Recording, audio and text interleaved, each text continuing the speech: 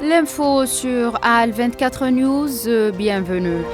38 Palestiniens sont tombés en martyrs dans des frappes et tirs sionistes à travers le petit territoire palestinien depuis l'aube du premier jour de l'Aïd al-Adha, a rapporté l'agence de presse palestinienne Wafa, citant la défense civile. Le commissaire général de l'Office de secours et de travaux des Nations Unies pour les réfugiés palestiniens dans le Proche-Orient, Philippe Lazzarini, a appelé à la levée de l'interdiction des médias internationaux dans la bande de Gaza, en proie à l'escalade des agressions génocidaires barbares sionistes qui ont fait 54 677 martyrs et 125 530 blessés. L'Union européenne regrette profondément les sanctions des États-Unis contre 4 magistrates de la Cour pénale internationale et soutient avec force l'institution de la Haye, a souligné la Commission vendredi.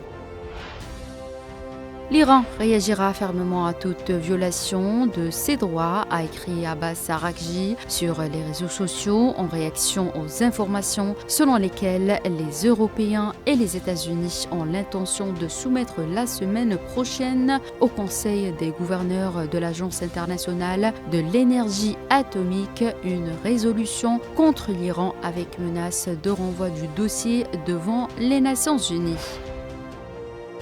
De nouvelles discussions commerciales sino-américaines se tiendront lundi à Londres pour tenter de trouver un accord entre les deux premières puissances économiques mondiales engagées dans un conflit douanier. Cette annonce a été faite par le président américain Donald Trump sur les réseaux sociaux.